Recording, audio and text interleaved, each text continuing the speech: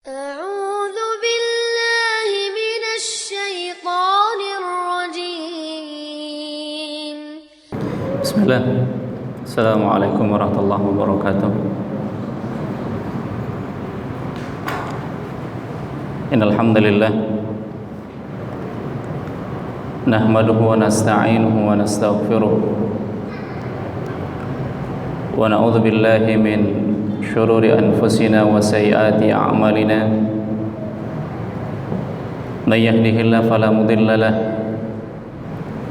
ومن يضلل فلن تجد له وليا مرشدا. أشهد أن لا إله إلا الله وحده لا شريك له وأشهد أن محمدا عبده ورسوله. اللهم صل على محمد وعلى آله وأصحابه ومن تبعهم بإحسان إلى يوم الدين.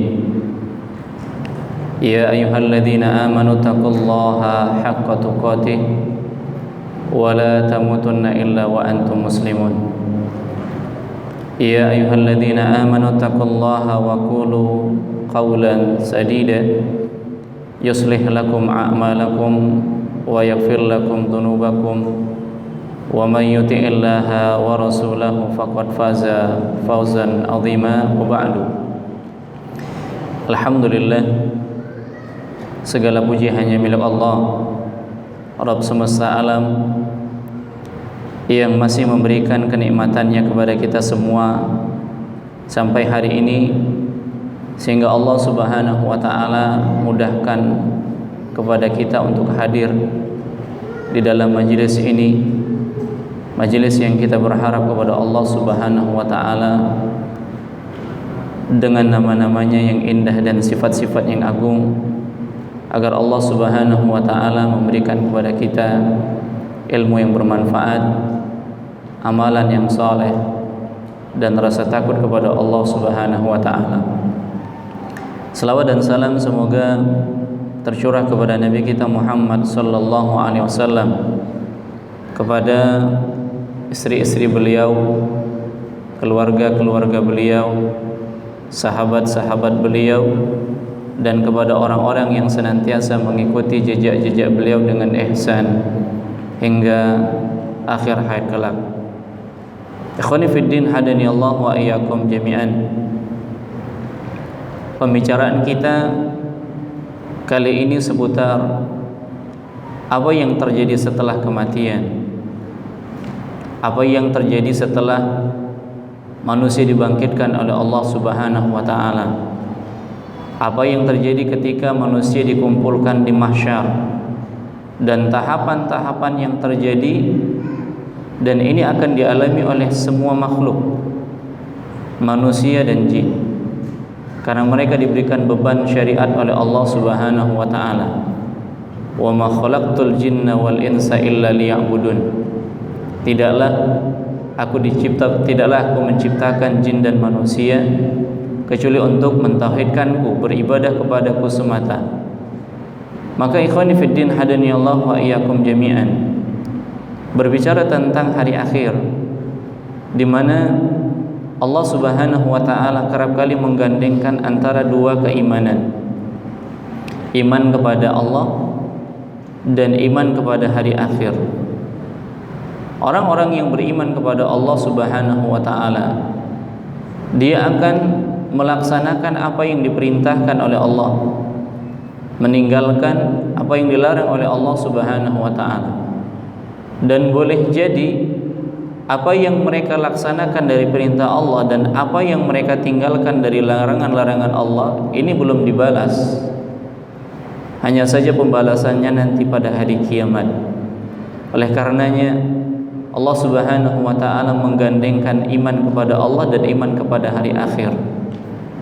Nabi kita sallallahu alaihi wasallam juga demikian, menggandengkan antara iman kepada Allah Subhanahu wa ta'ala dan hari akhir.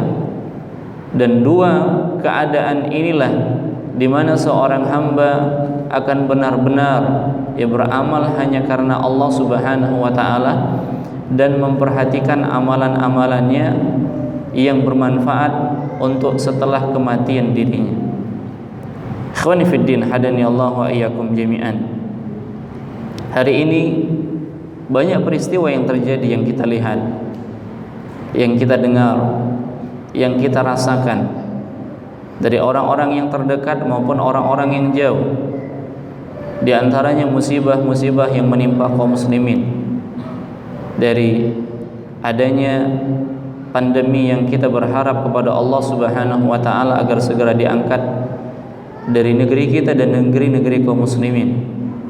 Kemudian adanya kematian yang tak terduga disebabkan karena jatuhnya pesawat. Ada juga gempa bumi, kemudian banjir bandang, tanah longsor dan lain sebagainya. Maka dengan peristiwa-peristiwa yang kita lihat, yang kita alami dan kita rasakan, pentingnya bagi kita untuk kembali mempelajari perkara yang berkaitan tentang iman kepada hari akhir. Karenanya ikhwani fiddin hadani Allah wa iyyakum jami'an, tidak ada satu orang pun yang mengetahui kapan dia akan meninggal dunia. Namun Nabi SAW mengingatkan pada saat dia ditanya, pada saat Nabi SAW ditanya oleh salah seorang yang datang kepada beliau, salah seorang laki-laki Ansor, sebagaimana yang dikatakan oleh Ibnu Umar, datang laki-laki Ansor kepada Nabi SAW. Lalu dia bertanya kepada Nabi SAW, siapakah manusia yang paling utama? Maka Nabi SAW mengatakan, manusia yang paling utama adalah yang paling baik akhlaknya. Kemudian dia lagi bertanya kepada Nabi SAW, siapakah manusia yang paling cerdas?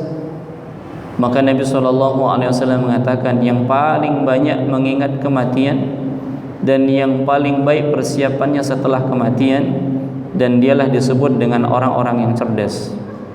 Hari ini kita ikhwani fiddin hadani Allah wa iyyakum jami'an, tidaklah yang kita lakukan kecuali untuk mengumpulkan perkara-perkara terbaik, yang perkara terbaik ini bakal dimintai pertanggungjawaban oleh Allah Subhanahu wa taala. Jadi waktu yang diberikan oleh Allah dari kehidupan kita tidak lain adalah untuk mengumpulkan bekal. Dan sebaik-baik bekal, kata Allah Subhanahu wa taala, adalah takwa. Wa tazawwadu fa inna khairaz zadi taqwa. Berbekallah karena sebaik-baik bekal adalah ketakwaan. Allah Subhanahu wa taala hanya memberikan waktu kita 3 kali, ya 3 keadaan waktu yang diberikan oleh Allah Subhanahu wa taala. Waktu yang lalu ini tidak akan mungkin kita bisa kembali lagi.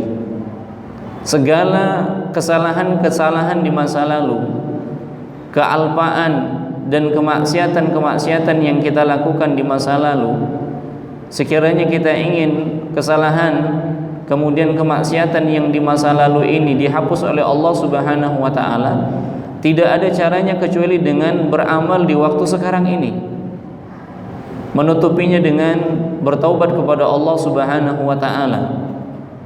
Karena kita tidak akan mengetahui apa yang terjadi di masa yang akan datang, apa yang kita alami, apa yang kita rasakan, karena kematian datang setiap saat dan kita tidak mengetahui kapan Allah Subhanahu wa taala tetapkan kematian untuk kita. Waktu yang Allah berikan hari ini, detik, kemudian menit, kemudian jam, hari, pekan, bulan, tahun, kita tidak akan mengetahuinya. Maka manfaatkanlah waktu ini untuk berbekal. Ikhwani fiddin hadani Allah wa iyyakum jami'an.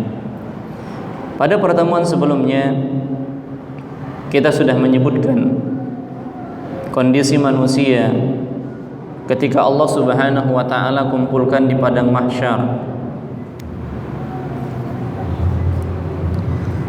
Ketika Allah Subhanahu wa taala kumpulkan di padang mahsyar dalam waktu yang berbeda sekali, 50.000 tahun masa di sana yang kita rasakan dibanding dengan kehidupan kita di dunia ini. Dan dalam kondisi yang kebingungan, manusia dihadapkan dalam kondisi yang begitu memprihatinkan. Orang-orang ditenggelamkan dengan peluhnya, dengan keringatnya. Namun di sana ada orang-orang yang diberikan naungan oleh Allah Subhanahu wa taala yang tidak ada naungan pada saat itu kecuali naungan dari Allah Subhanahu wa taala. 7 golongan yang sudah kita sebutkan, ikhwani fiddin, hadani Allah wa iyyakum jami'an.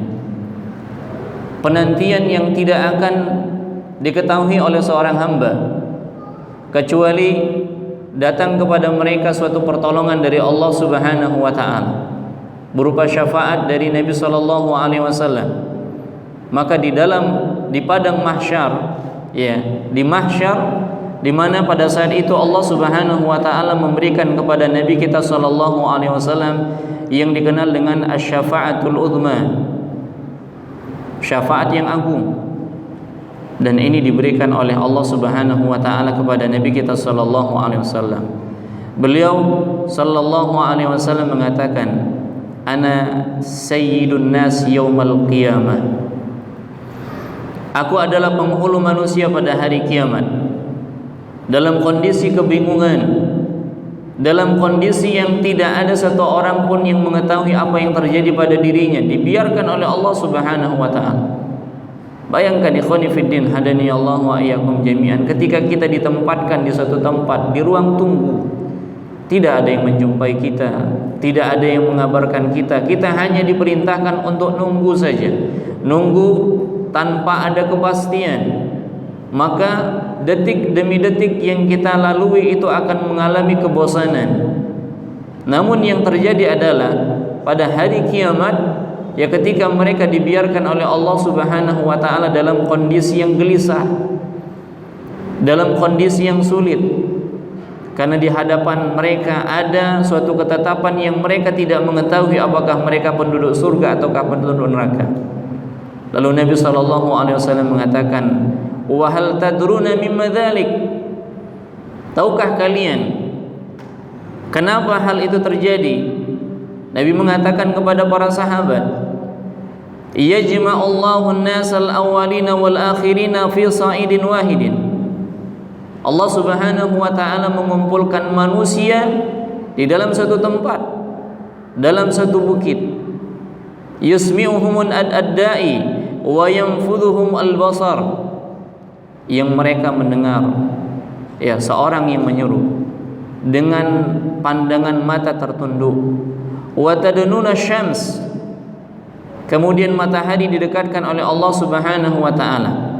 Lalu mereka mengalami kondisi-kondisi yang sulit, yang mereka tidak mampu untuk memikulnya, mereka tidak mampu untuk menghadapinya.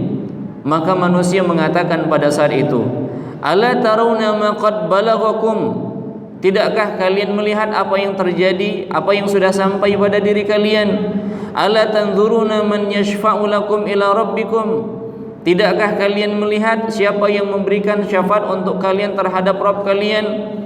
Fayaqulu ba'dun nas li ba'din, maka sebahagian manusia mengatakan kepada sebahagian yang lain, "Alaikum bi Adam." Hendaknya kalian datang kepada Adam. Maka fayatuna Adam alaihissalam, maka manusia pun mendatangi Adam alaihissalam. Ini dalam kondisi yang bingung, dibiarkan oleh Allah Subhanahu wa taala, tidak ada satu, ya, peringatan pun, tidak ada suatu pengumuman pun yang disampaikan, kecuali mereka hanya dibiarkan. Lalu sebahagian mereka mengatakan kepada sebahagian yang lain untuk datang pertama kali kepada Nabi Adam. Fayaqul, kemudian mereka mengatakan kepada Nabi Adam, "Anta abul bashar." Engkau adalah bapak seluruh makhluk, ya, nenek moyangnya manusia. Khalaqakallahu biyadi, Allah Subhanahu wa taala telah menciptakanmu dengan tangannya. Wa nafakha fika min ruhi, lalu Allah Subhanahu wa taala meniupkan kepadamu dari ruhnya. Wa amaral malaikata fasajadu laka, lalu Allah Subhanahu wa taala memerintahkan malaikat untuk sujud kepadamu. Isfa' lana ila rabbik, berikanlah kami syafaat dari Rabbmu, berilah kami syafaat kepada Rabbmu. Ala tara ila ma nahnu fihi, tidakkah engkau melihat apa yang terjadi pada diri kami? Ala tara ila ma qad balaghana, tidakkah engkau lihat apa yang terjadi, apa yang sudah sampai pada diri kami? Dalam kondisi sulit, dalam kondisi kepayahan, Maka apa yang dikatakan oleh Nabi Adam, ikhwani fiddin hadani Allah wa iyyakum wa jami'an, maka Nabi Adam mengatakan, inna rabbi qad ghadiba al-yawm ghadban lam yaghdab qablahu mithlahu. Sesungguhnya Rabbku hari ini marah yang belum pernah marah sebelumnya dan tidak akan marah setelahnya. Walan yaghdab ba'dahu mithlahu wa innahu qad nahani 'anis syajara fa'asaituhu. Allah Subhanahu wa taala telah melarangku dari sebuah pohon, namun aku mendurhakai Allah Subhanahu wa taala. Nafsi nafsi nafsi, ya, aduhai diriku dan diriku. Jadi bentuk penyesalan yang dilakukan oleh Nabi Musa dan Nabi Adam alaihissalam ketika orang-orang datang meminta syafaat kepada Nabi Adam. Dengan syafaat itu Allah Subhanahu wa taala memulai persidangan, namun Nabi Adam tidak mampu memberikan syafaat. Lalu Nabi Adam mengatakan, idhabu ila ghairi, idhabu ila Nuh. Pergilah kepada selainku, pergilah kalian kepada Nabi Nuh. Fayatuna Nuhan fayakulun. Maka mereka mendatangi Nabi Nuh, manusia mendatangi Nabi Nuh. Fayakul, lalu mereka mengatakan kepada Nabi Nuh, ya Nuh, innaka anta awwalur rusuli ila ahlil ard. Sesungguhnya engkau adalah rasul yang pertama kali yang diutus oleh Allah ke bumi. Ini dalil yang menunjukkan bahwasanya rasul yang pertama adalah Nuh alaihissalam. Ketika kesyirikan yang terjadi di masa Nabi Nuh alaihissalam, maka Allah Subhanahu wa taala mengutus Nabi Nuh alaihissalam di tengah-tengah mereka untuk mengembalikan mereka mentauhidkan Allah Subhanahu wa taala. Allah Subhanahu wa taala telah memberikan julukan kepadamu sebagai hamba yang bersyukur. Berikanlah kami syafaat dari sisi Rabb-Mu. Tidakkah engkau melihat apa yang terjadi pada diri kami? Lalu Nabi Nuh mengatakan, sesungguhnya Allah Subhanahu wa taala hari ini marah. Yang kemarahannya ini belum pernah terjadi sebelumnya dan tidak akan terjadi setelahnya. Wa innahu qad kanat li da'watun da'awtuha ala qaumi. Sesungguhnya aku memiliki doa yang doa itu aku panjatkan untuk kaumku atas kaumku. Artinya Nabi Nuh alaihissalam berdoa kepada Allah untuk menurunkan hukuman kepada kaumnya, maka terjadilah banjir yang sangat besar yang tidak ada yang bisa selamat pada saat itu kecuali orang-orang yang berada di atas bahteranya Nabi Nuh alaihissalam. Kemudian dengan kata-kata menyesal dia pun mengatakan, nafsi nafsi nafsi, ya wahai diriku dan diriku. Idhabu ila ghairi, pergilah kalian kepada orang selainku. Idhabu ila Ibrahim, pergilah kalian kepada Nabi Ibrahim. Maka fayatuna Ibrahim fayaqul, lalu semua berbondong-bondong menuju Nabi Ibrahim. Lalu mereka mengatakan kepada Nabi Ibrahim sebagaimana yang dikatakan kepada Nabi Adam dan Nabi Nuh alaihissalam, ya Ibrahim, anta nabiyullah wa khaliluhu min ahlil ard. Wahai Ibrahim, sesungguhnya engkau adalah Nabi Allah dan kekasihnya dari penduduk bumi. Ishfa' lana ila rabbika ala tara ila ma nahnu fihi. Berikanlah kami syafaat dari sisi Rabb-Mu. Tidakkah engkau melihat apa yang terjadi dari apa yang kami alami? Maka Nabi Ibrahim pun mengatakan, sesungguhnya Rabbku hari ini marah yang belum pernah marah sebelumnya dan tidak akan pernah marah setelahnya. Sungguh aku telah melakukan 3 kedustaan. Nabi Ibrahim menyebutkan kesalahannya. Ya, Nabi yang lain, Nabi Adam menyebutkan kesalahannya. Nabi Nuh juga menyebutkan kesalahannya. Nabi Ibrahim juga menyebutkan kesalahannya. Di antara kesalahan Nabi Ibrahim, beliau mengatakan bahwasanya beliau berdusta 3 kali. Ya, beliau berdusta tiga kali. Ikhwani fiddin hadani Allah wa iyyakum jami'an. Adapun kedustaan yang pertama, yang pertama beliau mengatakan kepada istrinya Sarah, apabila raja mengatakan kepadamu terhadap diriku, siapakah engkau di sisiku, maka katakanlah bahwasanya engkau adalah saudaraku. Engkau adalah saudaraku. Nah, maksud saudara di sini adalah saudara seakidah. Karena tidak ada yang beriman dengan Nabi Ibrahim pada saat itu kecuali istrinya sendiri. Ini namanya kalimat tauriyah. Ya, kalimat yang diucapkan pada hakikatnya bukan itu maksudnya. Kemudian kebohongan yang kedua, ketika kaumnya mengajak kepada Nabi Ibrahim untuk ikut dalam perayaan mereka, dalam ibadah mereka, dalam hari besar mereka, maka Nabi Ibrahim mengatakan, sesungguhnya aku tengah sakit. Jadi sakit yang dimaksud di sini adalah sakitnya Nabi Ibrahim melihat kemungkaran yang mereka lakukan. Ini juga kalimat tauriyah. Ikhwani fiddin hadani Allah wa iyyakum jami'an. Kemudian yang ketiga, Nabi Ibrahim berbohong ketika ditanya oleh sang raja, siapakah yang menghancurkan berhala-berhala ini? Maka Nabi Ibrahim mengatakan yang menghancurkan adalah berhala yang paling besar. Nah, ini telah 3 alasan, 3 kebohongan yang disampaikan oleh Nabi Ibrahim sehingga beliau tidak bisa memberikan syafaat kepada manusia. Akhirnya yang mereka pun mendatangi Nabi Musa alaihissalam. Nah, ketika mereka mendatangi Nabi Musa alaihissalam, Nabi Musa menyebutkan satu kesalahannya, yaitu di mana Nabi Musa pernah membunuh seorang Kibti. Ya, seorang Kibti pada saat dia membantu kaumnya.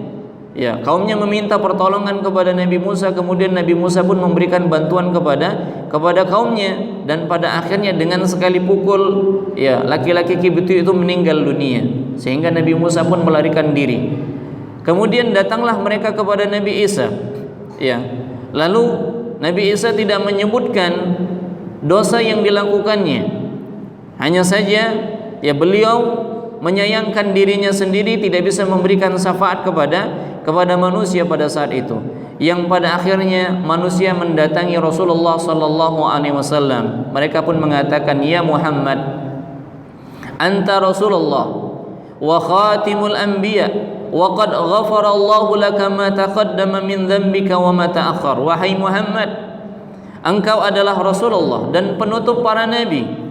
Allah Subhanahu wa taala telah mengampuni dosa-dosamu yang dahulu maupun yang akan datang. Isfa' lana ila rabbika ala tara ila ma nahnu fihi. Berikanlah kami syafaat di sisi Rabbmu, tidakkah engkau melihat apa yang terjadi pada diri kami? Maka Nabi SAW pun beranjak menuju ke bawah arasy Allah Subhanahu wa taala. Kemudian Nabi SAW tersungkur sujud di hadapan Allah Subhanahu wa taala, di bawah arasy Allah Subhanahu wa taala. Lalu Allah Subhanahu wa taala membukakan kepada Nabi-Nya sallallahu alaihi wasallam kalimat-kalimat pujian, kalimat-kalimat sanjungan yang belum pernah sebelumnya diajarkan oleh Allah Subhanahu wa taala, sesuai dengan kehendak Allah Subhanahu wa taala. Lamanya Nabi sallallahu alaihi wasallam sujud itu sesuai dengan kehendak Allah Subhanahu wa taala. Nah, setelah itu Allah Subhanahu wa taala mengatakan, "Ya Muhammad, irfa' ra'sak, sal tu'tah washfa' tushaffa'." Wahai Muhammad, angkatlah kepalamu. Jadi dengan sekehendak Allah Subhanahu wa taala, lamanya Rasulullah sujud di hadapan Allah ini sesuai dengan kehendak Allah Subhanahu wa taala. Setelah waktu yang memang setelah lama yang ditetapkan oleh Allah Subhanahu wa taala, maka Allah memerintahkan kepada nabinya untuk mengangkat kepala. Mintalah, niscaya engkau akan diberi. Berilah syafaat, niscaya engkau diizinkan untuk memberikan syafaat. Fa arfa'u ra'si. Maka Nabi sallallahu alaihi wasallam pun mengangkat kepalanya. Lalu apa yang dikatakan oleh Nabi sallallahu alaihi wasallam?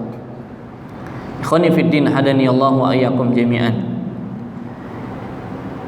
Ini kasih sayang Nabi sallallahu alaihi wasallam kepada umatnya, di mana yang dikatakan oleh Rasulullah sallallahu alaihi wasallam pada saat Allah memerintahkan kepada nabinya untuk memberikan syafaat, yang diucapkan Nabi sallallahu alaihi wasallam adalah ummati ya Rabb. Ummati ya Rabb. Umatku wahai Rabbku. Umatku wahai Rabbku. Lihatlah ikhwani fiddin hadani Allah wa iyyakum jami'an. Yang dipikirkan oleh Nabi SAW adalah umatnya. Bahkan lihat detik-detik Rasulullah SAW meninggal dunia. Detik-detik Rasulullah SAW meninggal dunia. Wasiat-wasiat terakhir yang disampaikan oleh Nabi SAW kepada orang-orang yang hadir pada saat itu. Di antara wasiat Nabi SAW agar mereka tidak terjerumus ke dalam perbuatan-perbuatan yang dilakukan oleh orang-orang Yahudi dan Nasrani yang menyebabkan mereka mendapatkan laknat dari Allah Subhanahu wa taala. La'anallah al-yahuda wan nasara ittakhadhu qubur anbiya'ihim masajid. Allah Subhanahu wa taala melaknat Yahudi dan Nasrani yang telah menjadikan kuburan-kuburan nabi mereka sebagai masjid.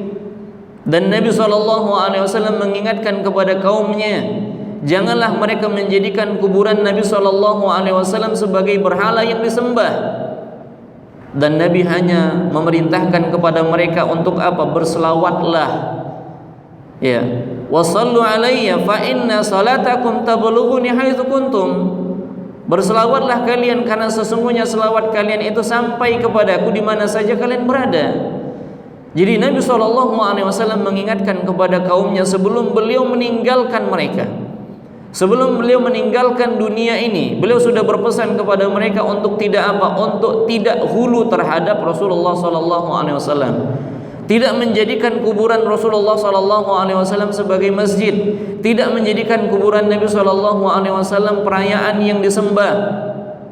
Dan seperti itulah yang diingatkan oleh Nabi SAW. Lalu Nabi SAW juga mengingatkan kepada manusia pada saat itu, as-salah wa ma malakat aymanukum. Salat dan salat, dan bertakwalah kalian terhadap budak-budak yang kalian miliki. Dan setelah selesai semua wasiat yang disampaikan oleh Nabi SAW, maka beliau SAW pun meninggalkan manusia dengan mengatakan ila rafiqil a'la, menuju kekasih yang maha tinggi, itu menuju Allah Subhanahu wa taala. Sudah sempurna agama ini dan sudah tampak kasih sayang Nabi SAW. Bahkan ketika mereka dikumpulkan di mahsyar dalam kondisi yang sulit, Nabi SAW tetap memperhatikan umatnya. Lalu Allah Subhanahu wa taala mengatakan, ya Muhammad, adkhil min ummatika man la hisaba alaihim minal babil aiman min abwabil jannah. Wahai Muhammad, masukkanlah dari umatku yang mereka tidak dihisab dari pintu kanan, ya dari pintu kanannya surga, dari pintu sebelah kanannya surga. Maka ada orang-orang yang dimasukkan oleh Allah Subhanahu wa taala, yaitu orang-orang yang tanpa dihisab oleh Allah Subhanahu wa taala mereka masuk ke dalam surganya Allah Subhanahu wa taala. Ikhwani fiddin hadani Allah wa iyyakum jami'an. Ketika Nabi SAW telah memberikan syafaat, maka mulailah persidangan Allah Subhanahu wa taala. Dan pada saat itu dalam kondisi yang kepayahan, tidak ada minum, tidak ada air, tidak ada pepohonan, tidak ada bangunan. Yang ada hanya bumi yang datar pipih berwarna putih. Kemudian matahari didekatkan kepada mereka, dan di sana ada telaga. Sebagaimana Nabi SAW mengatakan, inna likulli nabiyyin hawdan wa innahum yatabahawna ayyuhum aktsaru waridatan wa inni arju an akuna aktsaruhum waridatan. Sesungguhnya setiap nabi memiliki telaga, dan sesungguhnya mereka saling membanggakan siapakah di antara mereka yang paling banyak pengunjung telaganya. Dan sesungguhnya aku berharap menjadi orang yang memiliki telaga dengan pengunjung yang paling banyak. Para ulama menyebutkan bahwasanya di mana posisi telaga. Walaupun ini ada poin berikutnya, jadi pertanyaan-pertanyaan berikutnya akan disampaikan oleh Syekh. Namun di sini disinggung di mana posisi telaga itu. Para ulama berbeda pendapat. Ada yang mengatakan bahwasanya telaga itu terjadi setelah Sirat. Dan ini salah satu pendapat dari Al-Imam Al-Bukhari rahimahullah ta'ala. Namun jumhur ulama mengatakan bahwasanya telaga itu di pelataran padang mahsyar, di mana dalam kondisi demikian, dalam kondisi kesulitan, Allah Subhanahu wa taala menampakkan telaga-telaga para nabi. Ya, Allah Subhanahu wa taala menampakkan telaga-telaga para nabi dalam kondisi yang sulit. Ya, dalam kondisi yang sulit. Kemudian ternyata ikhwani fiddin hadani Allah wa iyyakum jami'an, ketika Allah Subhanahu wa taala menampakkan telaga para nabi, tidak semua yang bisa mencicipi dari telaga Nabi sallallahu alaihi wasallam. Ada orang-orang yang diusir dari telaga Nabi SAW. Alangkah kasihannya dalam kondisi yang kepayahan, dalam kondisi yang kepanasan, dalam kondisi yang peluh begitu banyak, kemudian pada akhirnya telaga para nabi ditampakkan, namun mereka tidak mencicipi dari telaga nabinya. Maka bertambah sulit keadaan mereka pada saat itu. Ikhwani fiddin hadani Allah wa iyyakum jami'an. Nabi SAW mengatakan, inni faratukum alal haudi, man marra alayya syariba wa man syariba lam yadba abada. Sesungguhnya aku menunggu kalian di telagaku. Siapa yang mendatangiku, dia akan minum airnya, dan siapa yang minum airnya dia tidak akan haus selama-lamanya. Jadi sekali teguk saja seorang yang minum dari telaga Nabi SAW, maka dia tidak akan pernah haus selama-lamanya. Sehingga seolah-olah ya penantian yang lama yang mereka rasakan ketika dibiarkan oleh Allah Subhanahu wa taala ini hilang ketika meminum telaga dari telaga Nabi SAW. Ketika minum air dari telaga Nabi SAW. Namun di sana ada orang-orang yang ditolak dari telaga Nabi SAW. Ikhwani fiddin hadani Allah wa iyyakum jami'an. Nabi SAW mengatakan, ana faratukum alal haudi wa la yurfa'anna li rijalun minkum thumma la yukhtalajunna duni fa aqulu ya rabbi ashabi fayuqalu li innaka la tadri ma ahdathu ba'dak. Aku menunggu kalian di telagaku. Sungguh ditampakkan kepadaku beberapa orang di antara kalian, kemudian dia disampingkan dariku. Nabi SAW kenal ini kaumnya, dan kaumnya juga mengenal itu adalah Rasulullah SAW. Bayangkan ikhwani fiddin hadani Allah wa iyyakum jami'an, dalam sebuah jamuan makan, dalam sebuah jamuan makan yang ketika kita hendak mendatangi jamuan tersebut macet, panas, waktu yang lama, ya gerah dan lain sebagainya. Ketika dia sudah sampai di tempat jamuan makan, dia melihat ya pemilik jamuan tersebut, dan pemilik jamuan tersebut juga sudah melihat dia. Namun ketika dia sudah mendekat, dia ditolak dari jamuan tersebut. Maka betapa kecewanya dia. Padahal waktu untuk berjalan menuju tempat tersebut bukan waktu yang singkat. Keadaan juga bukan keadaan yang nyaman. Dia lewati dengan segala susah payah, namun ketika sudah sampai, sudah mendekati, dia diusir dari tempat jamuan tersebut. Nah, begitulah orang-orang ketika mereka sudah ingin mendekati telaga Nabi SAW. Nabi kenal dan dia melihat, dan kaumnya juga mengenal Nabi SAW. Namun mereka dijauhkan dari telaga Nabi SAW. Siapakah dia ikhwani fiddin hadani Allah wa iyyakum jami'an? Siapakah orang-orang yang akan diusir dari telaganya Nabi SAW? Abu Hurairah radhiyallahu taala an bercerita, Nabi SAW pernah mendatangi kuburan. Lalu beliau memberi salam.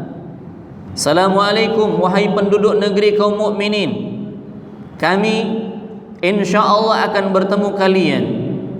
Lalu beliau mengatakan, saya ingin ketemu dengan teman-temanku. Ini yang diucapkan oleh Nabi SAW. Lalu para sahabat mengatakan, ya Rasulullah, bukankah kami ini teman-teman Anda? Nabi SAW mengatakan, bukan, kalian adalah sahabatku. Teman-temanku adalah umat Islam yang akan datang setelah masa ini. Aku menunggu mereka di telagaku. Ikhwani fiddin hadani Allah wa iyyakum jami'an. Bentuk kasih sayang yang ketiga. Yang pertama tadi sebelum Nabi SAW meninggal dunia, beliau banyak menyampaikan pesan-pesan sebelum beliau meninggal dunia. Kemudian kasih sayang yang kedua yang kita sebutkan ketika Nabi SAW memberikan syafaat, diberikan izin oleh Allah untuk memberikan syafaat. Lalu prioritas Nabi adalah umat Rasulullah SAW. Bentuk kasih sayang yang ketiga, Nabi tidak bertemu dengan orang-orang setelah mereka, setelah para sahabat. Di sana ada tabi'in, di sana ada tabi'ut tabi'in, dan orang-orang yang datang setelahnya sampai di zaman kita sekarang. Sampai di zaman kita sekarang, Dan apa kata Nabi SAW? Ya, sesungguhnya aku ingin bertemu dengan teman-temanku.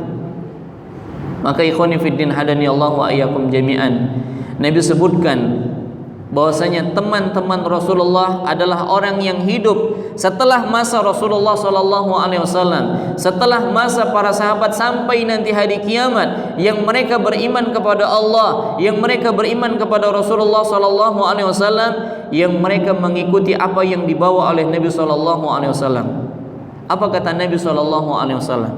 Tentunya Nabi SAW hanya mengenal para sahabat yang dekat dengan Nabi, orang-orang yang dekat dengan Nabi SAW. Namun orang-orang yang hidup setelah para sahabat ini tidak dikenal oleh Nabi. Lalu para sahabat mengatakan, ya Rasulullah, bagaimana Anda bisa mengenali umatmu yang belum pernah ketemu dengan Anda? Maka Rasulullah SAW mengatakan, ara'aita law anna rajulan kana lahu khailun ghurrun muhajjalatun baina dhahrani khailin buhmin duhmin alam yakun ya'rifuha? Qalu bala. Qala fa innahum ya'tuna yaumal qiyamati ghurran muhajjalina min atharil wudu wa ana faratuhum alal haudi. Nabi memberikan gambaran dan Nabi mengenal mereka dengan cara apa? Bagaimana menurut kalian jika ada orang yang memiliki kuda hitam yang ada belang putih di wajah dan kakinya, dan dia berada di kerumunan kuda yang serba hitam, bukankah dia bisa mengenalinya? Jadi kalau ada kuda-kuda yang hitam dan ternyata di sana ada kuda ya dengan kakinya berwarna putih, kemudian dahinya juga berwarna putih, maka ini akan dikenali dengan kuda-kuda yang lainnya. Maka Nabi SAW mengatakan hal ini kepada para sahabat, bukankah dia bisa mengenalinya? Maka para sahabat mengatakan, tentu ya Rasulullah. Lalu Nabi SAW mengatakan, umatku akan dibangkitkan di hari kiamat dalam keadaan belang di wajah dan tangannya karena bekas wudu, dan saya menunggu mereka di telagaku. Ikhwani fiddin hadani Allah wa iyyakum jami'an. Nabi SAW mengatakan di dalam hadis yang lain, la yuhafidh al-wudu illa al-mu'min. Tidak ada yang menjaga wudu ini kecuali orang-orang yang beriman. Tidak ada yang menjaga wudu ini kecuali orang-orang yang beriman. Karena orang-orang yang beriman adalah orang-orang yang menegakkan salat. Dan ketika dia hendak menegakkan salat, di antara syarat sahnya adalah bersuci, yaitu dengan berwudu terlebih dahulu. Maka sangat disayangkan ada orang-orang yang mengaku dirinya beriman, namun dia tidak melaksanakan salat, maka tidak akan nampak belang pada kulitnya, pada wajahnya, pada tangannya, pada kakinya. Karena bekas wudu yang diambil oleh seorang mukmin ini akan berbekas nanti pada hari kiamat. Dan inilah yang Nabi SAW kenal orang-orang yang datang setelah para sahabat. Ikhwani fiddin hadani Allah wa iyyakum jami'an. Maka Nabi SAW paling keras mengingatkan kaum muslimin untuk apa? Salat. Dan wasiat yang terakhir yang disampaikan oleh Nabi berkaitan tentang salat. Wasiat yang terakhir yang dikatakan oleh Nabi SAW berkaitan tentang salat. Diingatkan salat oleh seseorang di sisi Nabi SAW. Lalu Nabi SAW mengatakan, na'am, man hafadha 'alaiha falahu nuran wa burhanan wa najatan. Barang siapa yang menjaga salat, maka baginya cahaya. Orang yang menjaga salat maka baginya cahaya.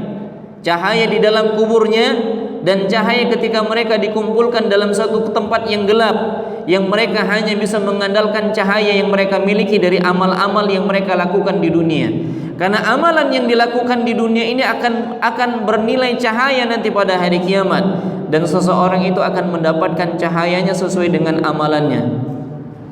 Barang siapa yang menjaga salatnya baginya cahaya, baginya petunjuk dan baginya keselamatan. Wa man lam yuhafidh 'alaiha, sementara orang-orang yang tidak menjaga salat, ya falaysa lahu nurun wala najatun wala burhanun. Tidak ada cahaya, tidak ada petunjuk dan tidak ada keselamatan. Wa yaumal qiyamah, sementara pada hari kiamat dia akan dikumpulkan bersama dengan Fir'aun. Dia akan dikumpulkan bersama dengan Qarun. Dia akan dikumpulkan bersama dengan Haman. Dan dia akan dikumpulkan bersama dengan Ubay bin Khalaf. keempat orang ini adalah orang yang paling durhaka kepada Allah Subhanahu wa taala, yang punya kedudukan berbeda-beda. Firaun dengan kekuasaannya di Mesir, kemudian menterinya Haman dengan kekuasaannya disibukkan dengan kepemerintahannya, Qarun yang disibukkan dengan hartanya, sementara Ubay bin Khalaf yang disibukkan dengan perdagangannya, sehingga mereka meninggalkan salat yang diperintahkan oleh Allah Subhanahu wa taala. Ikhwani fiddin hadani Allah wa iyyakum jami'an. Maka seorang muslim, seorang yang beriman, ketika dia hendak melaksanakan salat, yang dia lakukan pertama kali adalah dengan mengambil wudu, dan tidak ada yang menjaga wudu ini kecuali orang-orang yang beriman. Nabi SAW mengatakan, setelah beliau mengatakan, saya menunggu mereka di telagaku, lalu beliau mengingatkan, ketahuilah, sungguh ada beberapa orang yang disesatkan, tidak bisa mendekat ke telagaku seperti onta hilang yang tersesat. Aku panggil-panggil mereka, kemarilah, kemarilah. Lalu disampaikan kepadaku, mereka telah mengubah agamanya setelah kamu meninggal. Maka ada orang-orang yang datang setelah Rasulullah SAW meninggal dunia. Ini dirubah-rubah agama Nabi SAW. Dia tinggalkan agama Nabi SAW. Demikian ikhwani fiddin hadani Allah wa iyyakum jami'an. Al-Imam Al-Qurtubi mengatakan, para ulama rahimahumullah mengatakan, siapakah orang-orang yang ditolak?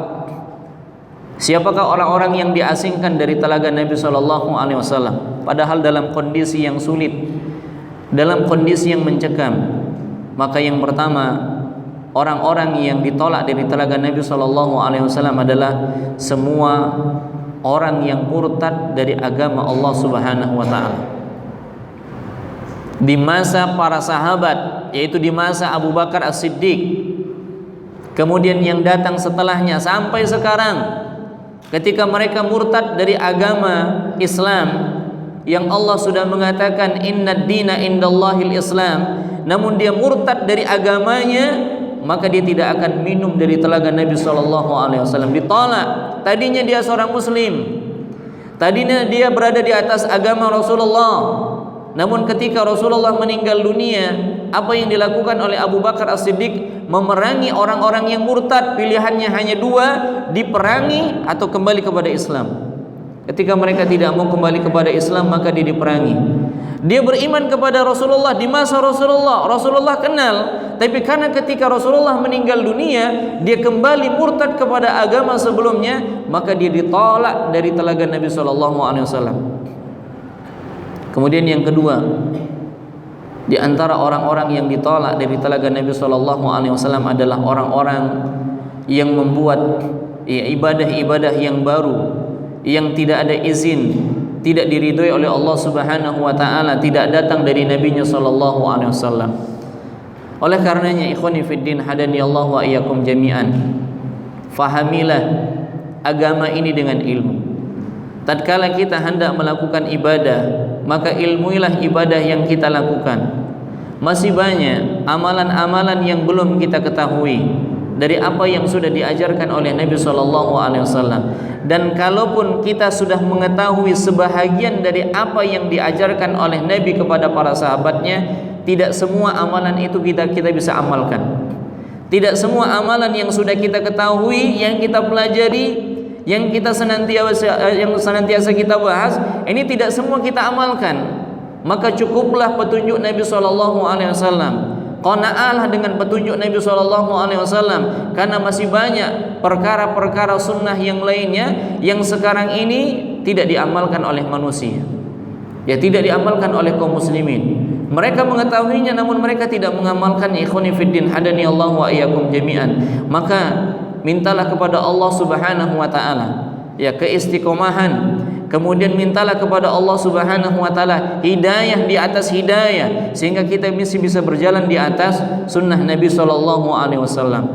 Kemudian di antara orang-orang yang ditolak dari telaga Nabi sallallahu alaihi wasallam adalah orang-orang yang zalim, yang melampaui batas dalam kezalimannya, yang mereka membasmi kebenaran, membantai penganut kebenaran dan menekan mereka. Nah, ini orang-orang yang ditolak dari telaga Nabi SAW. Ya, mereka menampakkan ya kezalimannya dengan terang-terangan, membantai orang-orang yang berbuat kebenaran. Kemudian di antara orang-orang yang ditolak dari telaga Nabi SAW adalah orang-orang yang terang-terangan melakukan dosa besar. Terang-terangan melakukan dosa besar, menganggap remeh kemaksiatan, ya menganggap remeh kemaksiatan, maka mereka orang-orang yang ditolak dari telaga Nabi SAW. Nah, di antara orang-orang yang ditolak dari telaga Nabi adalah sekelompok yang menyimpang dari agama Nabi SAW di dalam memahami agama ini tidak benar. Seperti siapa? Seperti ya pemahaman-pemahaman kelompok-kelompok Khawarij, di mana mereka mengkafirkan pelaku-pelaku dosa besar. Ya, kemudian mereka menganggap bahwasanya halal darahnya. Ya, begitu juga dengan siapa? Syiah Rafidhah dan orang-orang yang tersesat lainnya. Mereka dijauhkan dari telaga Rasulullah SAW. Ya, mereka dijauhkan dari telaga Nabi SAW. Demikian ikhwani fiddin, hadani Allah wa iyyakum jami'an. Kenapa mereka ditolak dari telaga Nabi SAW? Karena sewaktu di dunia mereka tidak mau meminum sunnah dan ajaran Nabi SAW. Mereka lebih memilih sesuatu yang tidak datang dari Nabi SAW. Ketika mereka memilih sesuatu yang tidak datang dari Nabi SAW, ketika mereka meninggalkan minuman yang sudah disiapkan oleh Nabi berupa sunnah-sunnahnya, maka mereka tidak akan meminum dari telaga Nabi SAW. Maka ikhwani fiddin hadani Allah wa iyyakum jami'an, pegang erat-erat sunnah ini. Sebagaimana Nabi mengatakan, addu 'alaiha bin nawajid, gigitlah dia dengan gigi geraham, karena gigi geraham ini adalah gigi yang paling kuat. Dan seperti itulah seseorang ketika dia menggigit sunnah itu dengan kuat-kuat. Jangan karena kedudukan, jangan karena harta, jangan karena pengikut, pada akhirnya sunnah Nabi SAW ini ditinggalkan. Demikian ikhwani fiddin, hadani Allahu wa iyyakum jami'an. Kemudian setelah Nabi SAW memberikan syafaat, maka dimulailah persidangan Allah Subhanahu wa taala. Maka di poin yang ke-117 ini penulis mengatakan, yaitu dimulainya persidangan Allah Subhanahu wa taala. Ya, syafaatul uzma adalah syafaat yang Nabi SAW mintakan kepada Allah untuk dimulainya persidangan. Pertanyaan yang ke-17, pertanyaan yang ke-117, penulis mengatakan, bagaimana gambaran al-arab, yaitu pendedehan amal perbuatan, penampakan amal perbuatan dan hisab dalam Al-Quran. Beliau mengatakan, menukilkan firman Allah Subhanahu wa taala di dalam surat Al-Haqqah ayat yang ke-18. Allah Subhanahu wa taala mengatakan, yauma idzin tu'raduna la takhfa minkum khafiyah. Pada hari itu kamu dihadapkan kepada Rabbmu, tiada sesuatu pun dari keadaanmu yang tersembunyi bagi Allah. Jadi semuanya tampak, semuanya ditampakkan oleh Allah Subhanahu wa taala. Allah Subhanahu wa taala juga mengatakan di dalam surat Al-Zalzalah ayat yang ke-6 sampai ayat yang ke-8, yauma idzin yasdurun nasu ashtatan liyuraw a'malahum faman ya'mal mithqala dzarratin khairan yarah wa man ya'mal mithqala dzarratin syarran yarah. Pada hari itu manusia keluar dari kuburnya dalam keadaan yang bermacam-macam, supaya diperlihatkan kepada mereka balasan pekerjaan mereka. Barang siapa yang mengerjakan kebaikan seberat zarah pun, niscaya dia akan melihat balasannya. Dan barang siapa yang mengerjakan kejahatan seberat zarah pun, niscaya dia akan melihat balasannya pula. Ikhwani fiddin hadani Allah wa iyyakum jami'an.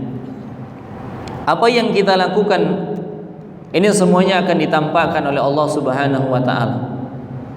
Ini semuanya dihisab oleh Allah Subhanahu wa taala. Ya, tidak terkecuali semuanya ditampakkan oleh Allah Subhanahu wa taala.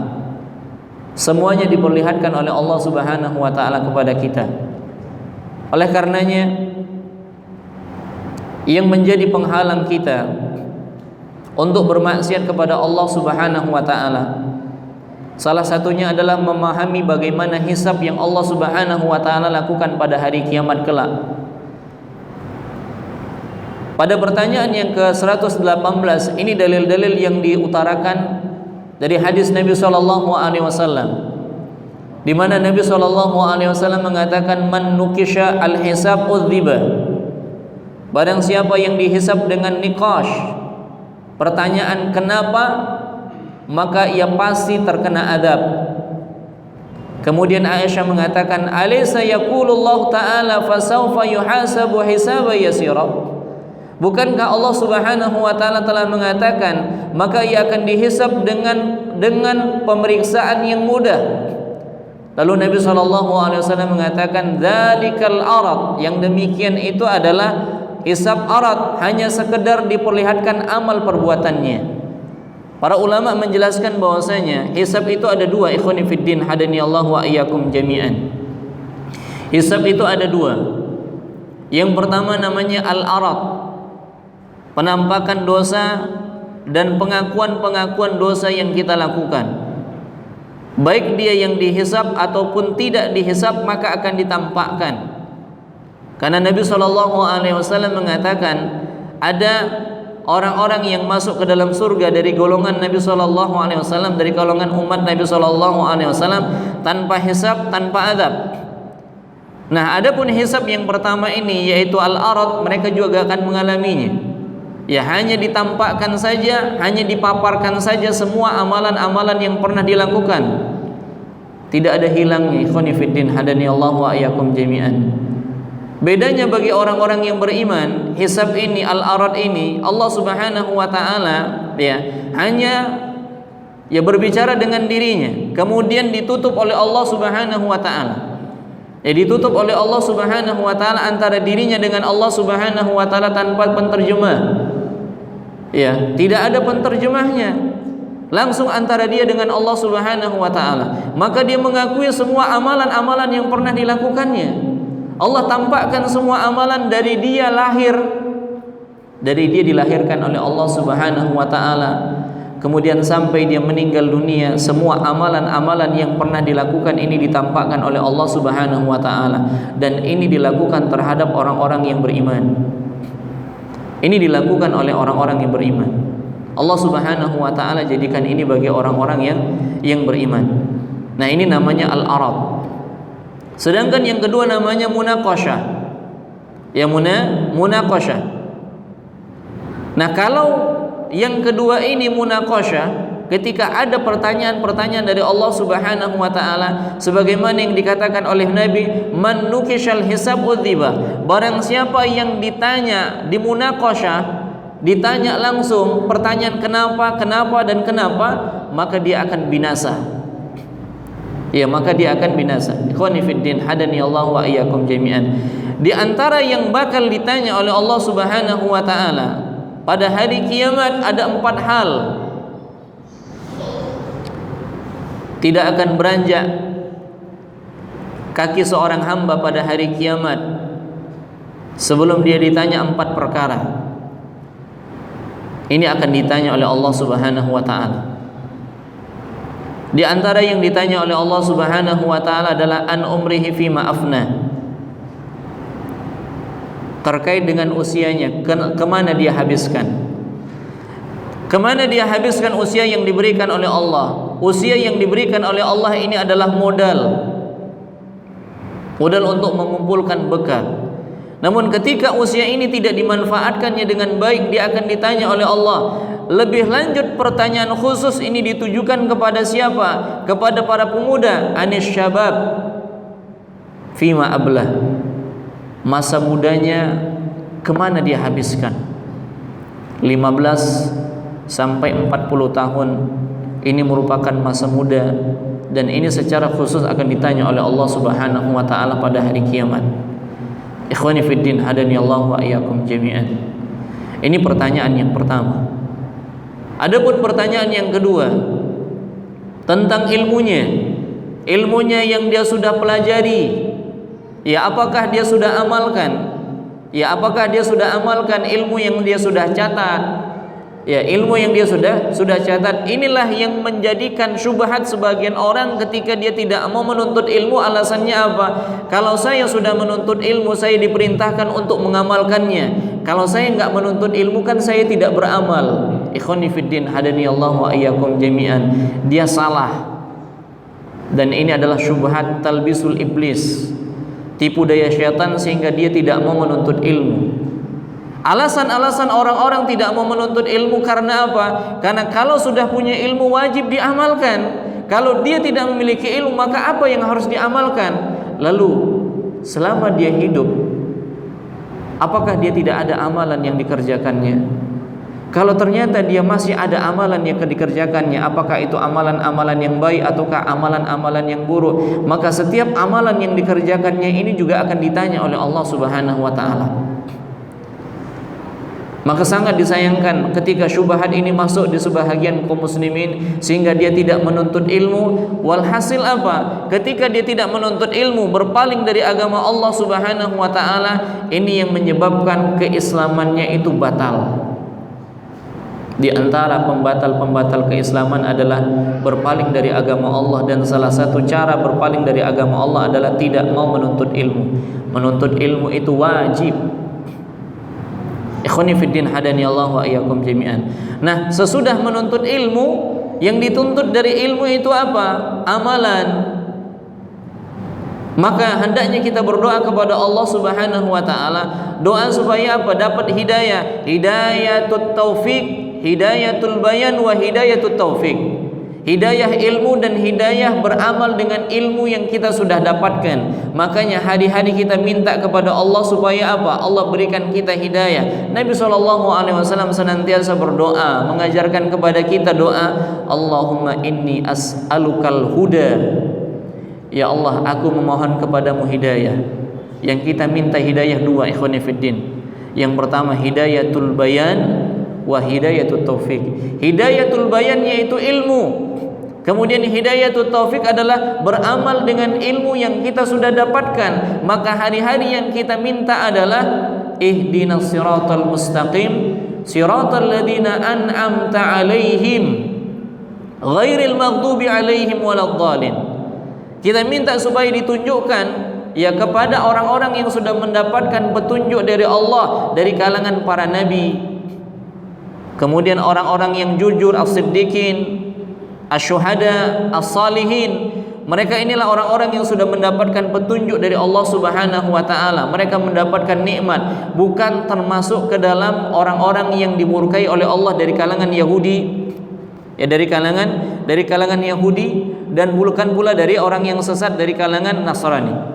Kenapa dikatakan Yahudi? Karena mereka punya ilmu, namun mereka tidak beramal dengan ilmu yang mereka miliki. Ya, mereka tidak beramal dengan ilmu yang mereka miliki. Ikhwani fiddin, hadani Allah wa iyyakum jami'an. Kemudian orang-orang Nasrani yang mereka beramal tanpa ilmu, akhirnya apa? Akhirnya mereka menjadi orang yang sesat ketika mereka beramal tanpa ilmu. Maka yang ditanya yang kedua adalah tentang ilmu, apakah sudah diamalkan? Kemudian yang ketiga, pertanyaan yang ketiga dan yang keempat tentang harta. Dari mana didapatkannya? Kemudian kemana ia belanjakannya? Maka dua hal ini yang akan ditanya dari harta yang kita dapatkan. Ikhwani fiddin, hadani Allah wa iyyakum jami'an. Nah, ini salah satu hisab. Ya, salah satu hisab yang ada. Kemudian hisab yang terjadi yang pertama kali dihisab oleh Allah Subhanahu wa taala. Yang pertama kali dihisab oleh Allah Subhanahu wa taala adalah salat. Nabi sallallahu alaihi wasallam mengatakan, "Inna awwala ma yuhasabu bihil 'abdu yaumal qiyamati min amali salatuhu." Sesungguhnya yang pertama kali dihisab oleh Allah dari seorang hamba pada hari kiamat adalah salatnya. Dan yang pertama kali Allah adili dari kriminalitas ad-dima, yaitu darah, pembunuhan. Amalan kebaikan yang ditanya pertama kali adalah salat, dan kriminal yang pertama kali yang Allah Subhanahu wa taala adili adalah masalah darah. Maka dua hal ini ikhwani fiddin hadani Allah wa iyyakum jami'an hendaknya kita menjaganya. Jangan pernah kita abaikan salat dan jangan pernah sekali-kali bagi kita bermudah-mudah untuk menumpahkan darah kaum muslimin. Sibabul muslim fusuqun wa qitaluhu kufrun. Mencaci maki seorang muslim tindakan kefasikan dan membunuhnya tindakan kekafiran. Naam. Seperti itu dia ikhwan fiddin hadani Allah wa iyyakum jami'an. Adapun hisab ini suatu kepastian. Ini suatu kepastian dan semuanya dihisab. Semuanya dihisab ikhwan fiddin hadani Allah wa iyyakum jami'an tanpa terkecuali muslim maupun kafir. Lalu bagaimana hisabnya orang kafir? Walaupun para ulama berbeda pendapat berkaitan tentang hisabnya orang kafir. Sebahagian ulama mengatakan mereka tidak dihisab karena tidak ada amalannya. Semua amalan-amalan orang-orang kafir ini tidak ada artinya di sisi Allah Subhanahu wa taala.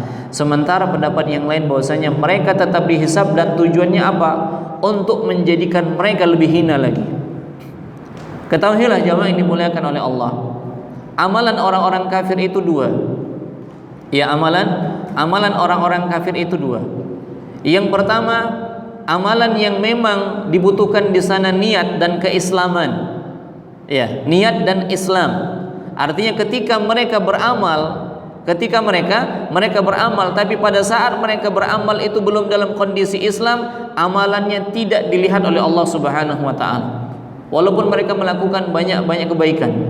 Kemudian yang kedua adalah amalan-amalan baik, kebiasaan-kebiasaan, dan ini Allah Subhanahu wa taala akan balas hanya sebatas di dunia saja. Allah akan keskan kebaikan-kebaikannya. Maka banyaknya orang-orang kafir melakukan kebaikan tidak lain adalah untuk mendapatkan kebaikan di dunia. Sementara pada hari kiamat amalan-amalan mereka dihadapkan kemudian bagaikan debu-debu yang berterbangan. Haba'an manthura. Ya, semua amalan mereka diperlihatkan nanti pada hari kiamat.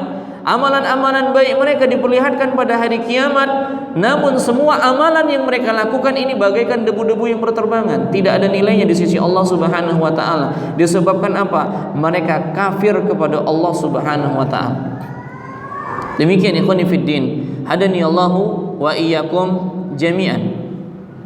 Kemudian selanjutnya ya, berkaitan tentang hisab pada hari kiamat, ya pada hari kiamat, maka sebagaimana yang kita sebutkan tadi, hisabnya orang-orang yang beriman, ya hisabnya orang-orang yang beriman, maka ini akan dirahasiakan oleh Allah Subhanahu wa taala. Sebagaimana Ibnu Umar mengatakan, aku telah mendengar Rasulullah sallallahu alaihi wasallam bersabda, sesungguhnya Allah mendekati seorang mukmin lalu meletakkan padanya sitar dan menutupinya dari pandangan orang lain. Lalu Allah Subhanahu wa taala berseru, tahukah engkau dosa ini? Tahukah engkau dosa ini? Maka mukmin tersebut mengatakan, ya wahai Rabbku. Hingga semua disampaikan oleh Allah Subhanahu wa taala, hampir-hampir seorang mukmin itu akan binasa karena sudah ditampakkan oleh Allah Subhanahu wa taala. Namun Allah mengatakan, aku telah rahasiakan, aku telah menutupi dosa itu di dunia dan aku sekarang mengampunimu. Lalu Allah Subhanahu wa taala memberikan kitab kebaikannya bagi orang yang beriman. Jadi orang-orang yang beriman, ikhwani fiddin hadani Allah wa iyyakum jami'an. Salah satu amalan yang kita berharap kita mendapatkan hisab yang ringan, dan kita berharap pada saat kita dihisab kita mendapatkan perlindungan dari Allah, ditutup dari orang banyak. Yang pertama, berdoalah kepada Allah Subhanahu wa taala sebagaimana doa yang diajarkan oleh Nabi sallallahu alaihi wasallam. Allahumma hasibni hisaban yasira. Ya Allah, hisablah aku dengan hisab yang ringan. Kemudian agar hisab kita ditutupi oleh Allah Subhanahu wa taala, maka tutupilah kesalahan-kesalahan orang lain. Ya Allahumma astur aurati wa amin rawati. Ya Allah, tutuplah auratku dan berikanlah rasa aman dari rasa takut. Dan salah satu cara agar aurat kita tertutupi adalah dengan menutup aurat orang lain. man sataral muslim fid dunya satarallahu lahu yaumal qiyamah. Atau kama qala Nabi sallallahu alaihi wasallam, barang siapa yang menutup aurat aib seorang mukmin di dunia, maka Allah Subhanahu wa taala akan menutup auratnya nanti pada hari kiamat. Ketika kita ingin ditutup aib kita oleh Allah Subhanahu wa taala dan tidak disebarluaskan, tidak diperlihatkan oleh seluruh makhluk pada hari kiamat, maka tidak ada cara kecuali menutup aib-aib kaum muslimin di dunia. Maka Allah Subhanahu wa taala akan balas dengan menutup aib-aib kita pada hari kiamat kelak. Sedangkan orang kafir dan munafik, Allah mengatakan, orang-orang inilah yang telah berdosa terhadap Rabb mereka. Ingatlah, kutukan Allah ditimpakan atas orang-orang yang zalim. Adapun orang-orang kafir, mereka akan dipanggil di hadapan semua makhluk. Lalu kepada mereka disampaikan nikmat-nikmat Allah Subhanahu wa taala. Kemudian akan dipersaksikan amalan kejelekan mereka di sana. Nabi SAW mengatakan, lalu Allah menemui hambanya dan berkata, wahai fulan, bukankah aku telah memuliakanmu, menjadikan engkau sebagai pemimpin, menikahkanmu dan menundukkan untukmu kuda dan onta, serta memudahkanmu memimpin dan memiliki harta yang banyak? Maka ia pun menjawab, benar. Allah berkata lagi, apakah engkau telah meyakini akan menjumpaiku? Maka hamba ini mengatakan, tidak. Maka Allah Subhanahu wa taala mengatakan, aku biarkan engkau sebagaimana engkau telah melupakanku.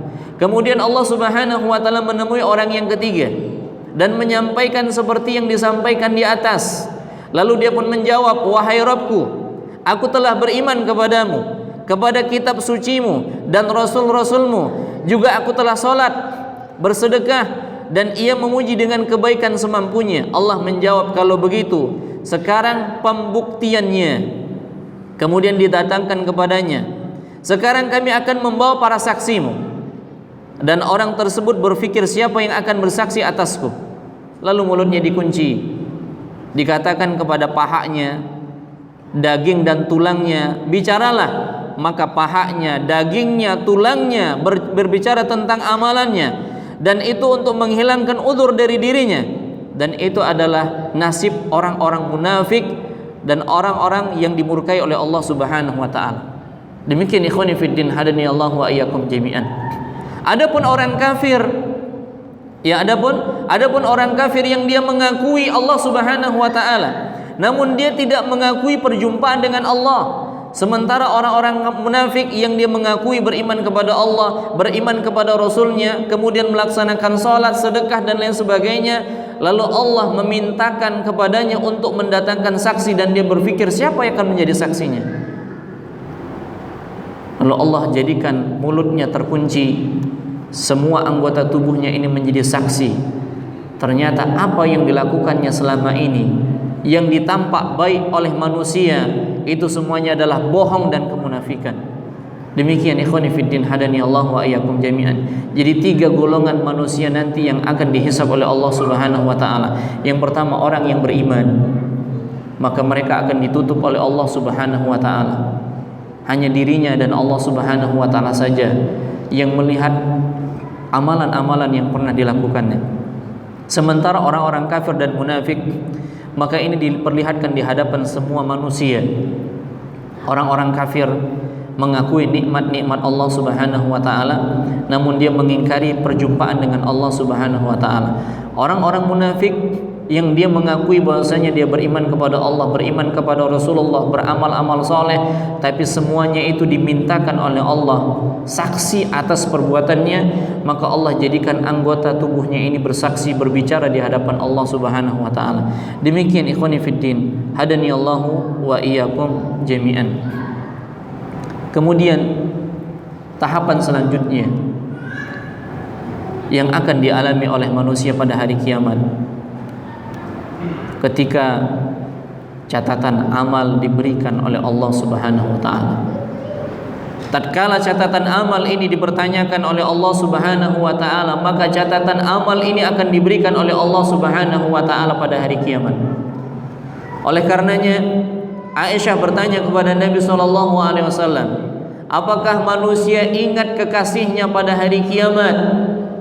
Adapun pada 3 keadaan mereka tidak akan ingat, salah satunya adalah tatkala catatan amal itu diberikan kepadanya sampai benar-benar diberikan.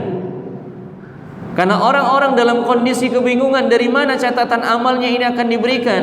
Apakah catatan amalnya ini akan diberikan oleh Allah Subhanahu wa taala dari sebelah kanannya, ataukah dari sebelah kirinya, atau dia mau mengambil dari belakang punggungnya? Allah Subhanahu wa taala sudah menetapkan itu semua. Allah katakan di dalam surat Al-Isra ayat yang ke-13 sampai ke-14. Tiap-tiap manusia telah kami tetapkan amal perbuatannya sebagaimana tetapnya kalung pada lehernya. Dan kami keluarkan baginya pada hari kiamat sebuah kitab yang dijumpai terbuka. Bacalah kitabmu, cukuplah dirimu sendiri pada waktu itu sebagai penghisab terhadapmu. Maka orang-orang pun dipanggil, ikhwani fiddin, hadaniyallahu wa iyyakum jami'an. Lalu Allah Subhanahu wa taala pun memberikan catatan-catatan amal. Allah Subhanahu wa taala mengatakan, "Fa amma man utiya kitabahu bi yamini, fayaqulu iqra'u kitabiyah." Fayaqulu umqra'u kitabiyah. Adapun orang-orang yang diberikan kepadanya kitabnya dari sebelah kanannya, maka dia berkata, "Ambillah, bacalah kitabku ini." Maka beruntunglah orang-orang yang mendapatkan catatan amalnya dari sebelah kanannya. Beruntunglah orang-orang yang mendapatkan catatan amalnya dari sebelah kanannya.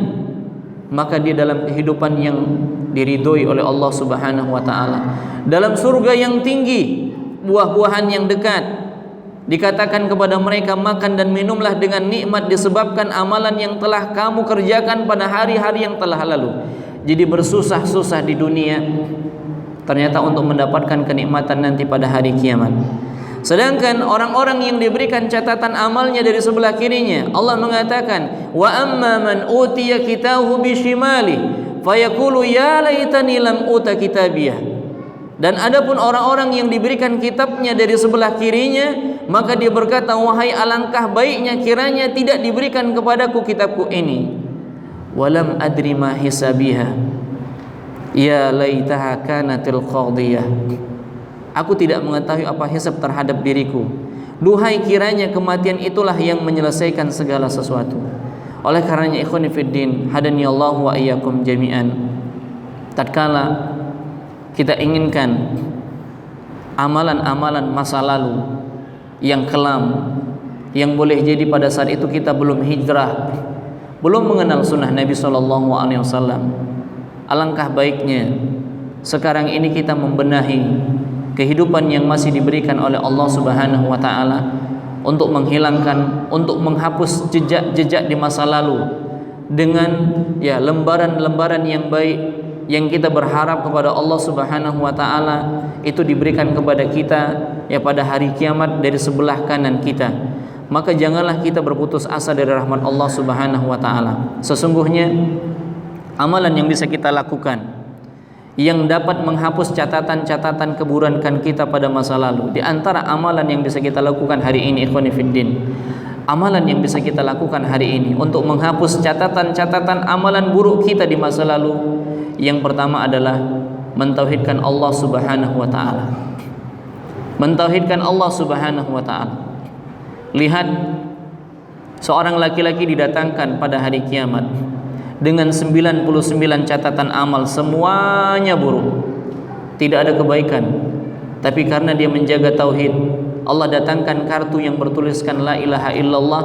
Pada saat amalannya, catatan amalan yang ditimbang oleh Allah Subhanahu wa taala, dan dia mendapatkan keuntungan.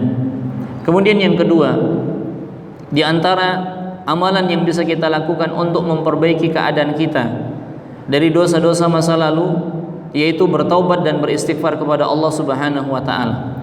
Illa man taba wa amana wa amila salihan wa amila amalan salihan fa ulaika yubaddilullahu sayiatihim hasanat. Kecuali orang-orang yang bertaubat, beriman dan mengerjakan amal soleh, maka kejahatan mereka diganti Allah dengan kebajikan. Allah ganti kejelekan-kejelekan mereka itu dengan kebaikan-kebaikan.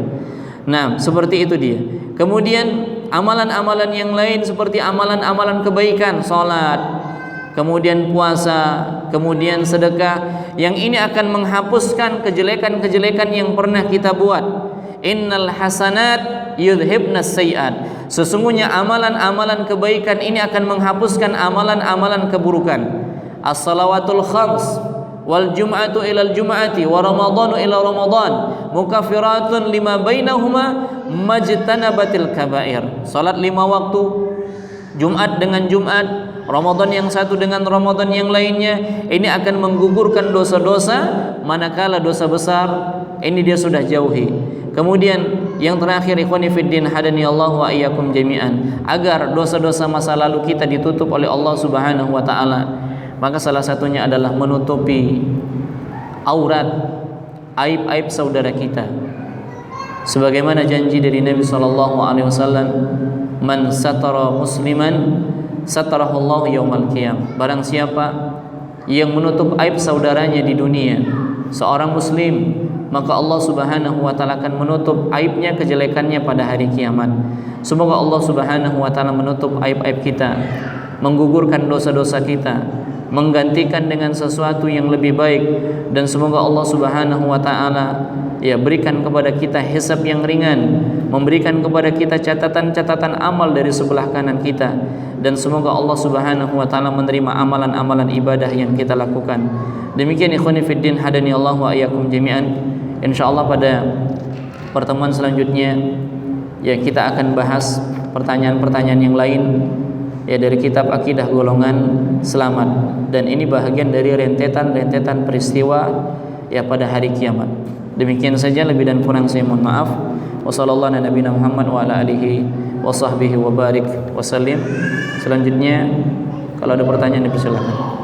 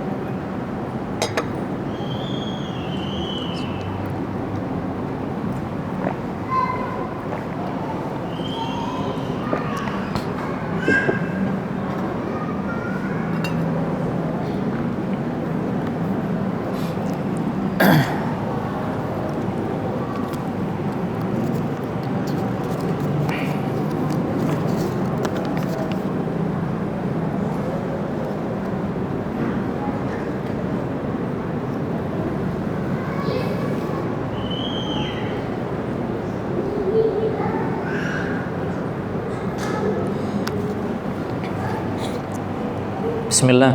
Ustaz, mohon nasihatnya untuk para akhwat atau ibu-ibu yang ketika hadir di majelis ilmu tidak mau membuka cadarnya, padahal sesama akhwat, dan itu terjadi ketika kajian di Masjid Amaliyah. Mohon penjelasannya mengenai ini Ustaz. Padahal istri ingin berkenalan dan bertegur sapa. Taib. Ini pertanyaan dari ikhwan yang dia hadir dalam majelis bersama dengan istrinya. Kemudian dari kalangan ummahat tetap menggunakan cadar. Yang pertama, dalam kondisi seperti ini berbaik sangka terlebih dahulu. Boleh jadi dia tetap menggunakan itu untuk apa? Menjaga protokol kesehatan. Ya, jadi baik sangka dulu. Ya, baik sangka. Jadi kalaulah memang para akhwat atau para ummahat ingin menjaga protokol kesehatan, ya innamal a'malu binniyat. Nah, ini tidak mengapa. Ya, ini tidak mengapa. Atau boleh ini dilakukan pertama kali ketika datang. Ya, pertama kali ketika datang dia membuka cadarnya sehingga para akhwat atau ummahat yang lain mengetahui bahwasanya dia memang benar-benar akhwat, kan gitu. Ya. Kan kita nggak tahu fenomena-fenomena dia pakai cadar tapi berkumis, ini masa Allah. Ya, jangan sampai. Ya, coba lihat umat-umat sekarang, ada nggak di belakang yang itu pakai kumis? Ya, kalau ada maka bisa disampaikan kepada panitia, kan seperti itu. Nah, ya jadi bolehlah para ummahat dan akhwat untuk saling mengenal satu dengan yang lainnya. Ya, awal pertama ketika datang silakan buka. Tapi kalau selanjutnya tujuannya adalah untuk menjaga protokol kesehatan, nah tidak ada masalah. Kembali kepada apa? Niatnya. Innamal a'malu binniyat. Nah, kalau memang kondisinya aman-aman saja, ya, contohnya apa, yang hadir juga sedikit, kemudian jaga jarak, dan dia ingin kenal satu dengan yang lain, tidak ada masalah. Ya, tidak ada masalah, maka hendaknya ini dikondisikan. Tapi kalau tempatnya terbuka, ya tempatnya terbuka, kemudian dari luar juga bisa kelihatan laki-laki, maka tetap menggunakan cadarnya. Allahu a'lam.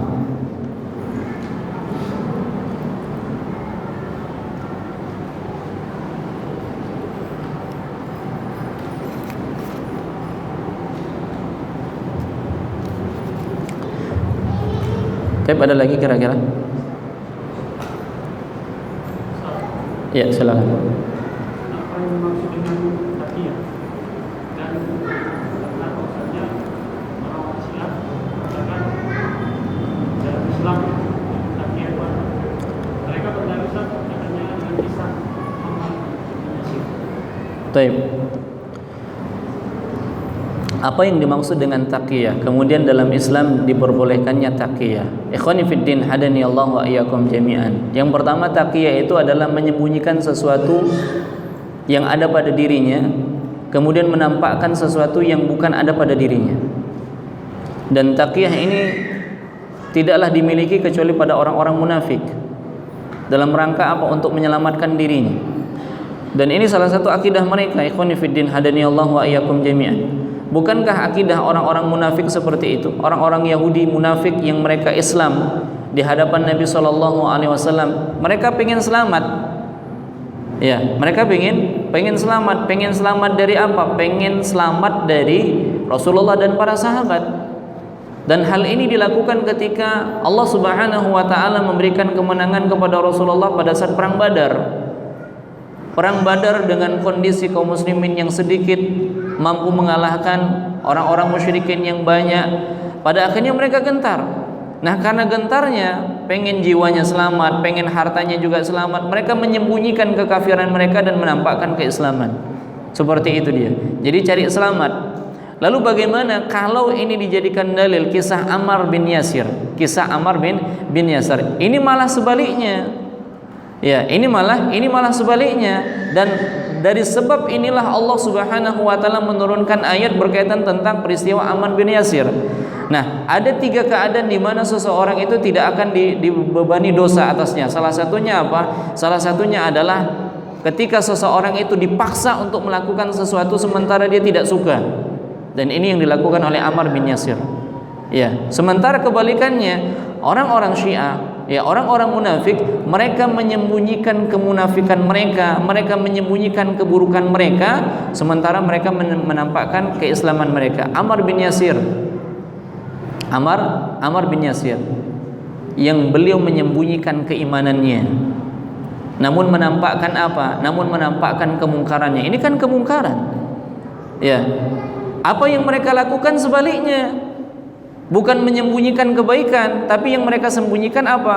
Kemungkaran. Ammar bin Yasir menyembunyikan kebaikan dan menampakkan kemungkaran karena kondisinya terpaksa. Dan Allah Subhanahu wa taala memberikan udzur kepada Ammar bin Yasir.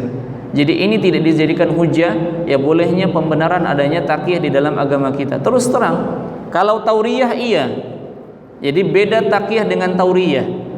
Ya beda taqiyah dengan tauriyah. Nah, taqiyah ini kalau kita mau sederhananya seperti apa? Bunglon pengen selamat. Ketika dia menempel pada suatu tempat, dia akan berubah warnanya seperti tempat tersebut. Pengen selamat dia. Ya, jadi pengen selamat di tengah-tengah kaum muslimin, caranya bagaimana? Taqiyah tadi. Ya, pengen aman dia. Nah, seperti itu dia. Adapun yang dilakukan dengan Ammar bin Yasir ini tidak bisa dijadikan dalil. Karena yang disembunyikan Ammar bin Yasir di sini adalah kebaikan dan yang ditampakkan adalah keburukan, yaitu mengatakan kalimat kufur namun dalam kondisi terpaksa. Allahu a'lam.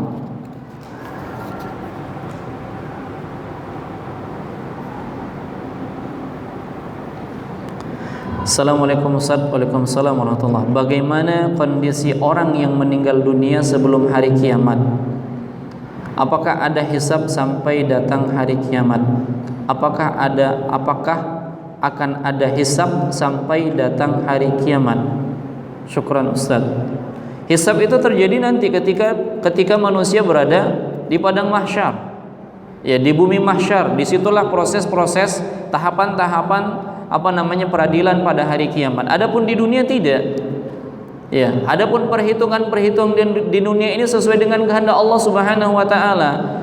Jadi boleh jadi Allah Subhanahu wa taala berikan dia hukuman karena keburukannya, karena kemaksiatannya, boleh jadi Allah tunda.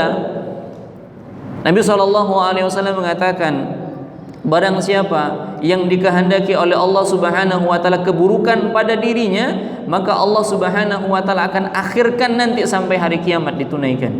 Jadi ketika dia melakukan kemaksiatan, dosa, kezaliman, lalu Allah Subhanahu wa taala tidak timpakan hukuman, kesulitan, musibah, maka ini ditunda oleh Allah Subhanahu wa taala pada hari kiamat, atau dia diberikan kesempatan oleh Allah untuk taubat.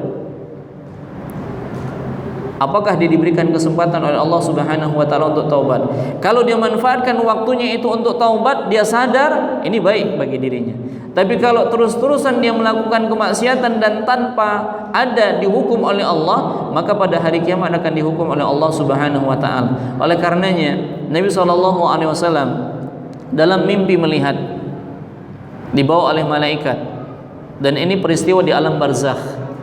Ya, peristiwa di alam barzakh. Allah siksa di alam barzakh. Ada laki-laki yang dia ikut serta dalam riba. Praktek-praktek riba dilakukan. Ada orang yang mempelajari agama kemudian dia tinggalkan, dia tidak beramal dan dia tidur pada saat dia sholat. Ya, ada yang lainnya. Ini dilihat oleh Nabi SAW pada saat di mana? Alam barzakh. Ada orang yang kepalanya di bawah, kakinya di atas. Ini adalah orang-orang yang meninggalkan puasa dengan sengaja, berbuka puasa tanpa udzur. Nah, ini dilihat oleh Nabi. Sementara di dunia ini bukan tempatnya hisab, bukan tempatnya balasan, tapi tempatnya beramal. Ya, tapi tempatnya beramal. Jadi orang-orang yang meninggal sebelum datangnya hari kiamat, hari kiamat, kapan hisabnya? Nanti semua ketika mereka dikumpulkan oleh Allah Subhanahu wa taala pada hari kiamat. Jadi hari ini bukan untuk dihisab, tapi hari ini beramal. Besok itu dihisab, tidak ada lagi amalan. Naam. Allahu a'lam.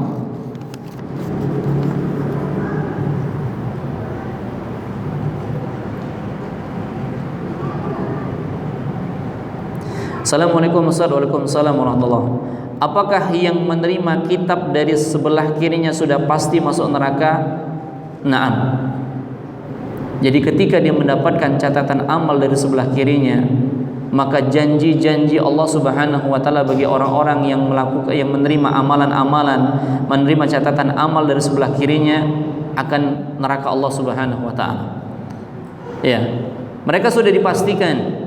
Ya, mereka sudah dipastikan, karena yang mendapatkan itu siapa? Orang-orang kafir, orang-orang munafik yang mereka ingkar kepada Allah Subhanahu wa taala. Adapun orang-orang yang beriman tidak. Hanya saja ikhwani fiddin hadani Allah wa iyyakum jami'an, mungkin pertanyaannya, apakah orang-orang yang tidak minum dari telaga Nabi SAW akan masuk surga? Tidak.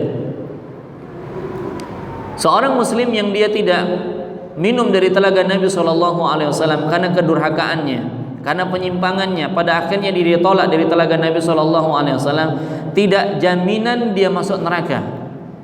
Ya, dia hanya ditolak dari telaganya Nabi SAW. Ya, dia hanya ditolak dari telaganya Nabi SAW, tidak mencicipi air dari telaganya Nabi, tapi tidak dipastikan mereka masuk ke dalam neraka. Ya, adapun orang-orang munafik yang mereka mendapatkan catatan amalnya, hisabnya, dan orang-orang kafir, mereka pasti dimasukkan ke dalam neraka. Nah, lebih lanjut nanti akan datang peristiwa-peristiwa selanjutnya setelah buku catatan amal diterima oleh semua manusia, dipaparkan kepada mereka, dibacakan oleh mereka, maka ada tahapan selanjutnya ketika ditimbangnya, ketika Allah meletakkan timbangan keadilan pada hari kiamat. Ya, ketika Allah Subhanahu wa taala meletakkan timbangan pada hari kiamat. Nah, seperti itu dia. Allahu a'lam.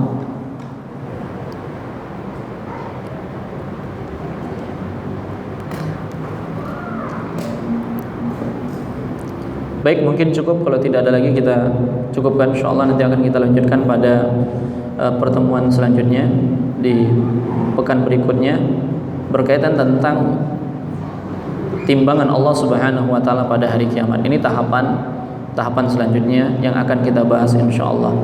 Demikian saja, lebih dan kurang saya mohon maaf. Yang benar datangnya dari Allah Subhanahu wa taala dan yang salah dari diri saya atas keterbatasan ilmu yang saya miliki. Wassallallahu ala nabiyina Muhammad wa ala alihi wa sahbihi wa barik wa sallim. Subhanakallahumma bihamdik asyhadu an la ilaha illa anta astaghfiruka wa atubu ilaik. Assalamualaikum warahmatullahi wabarakatuh.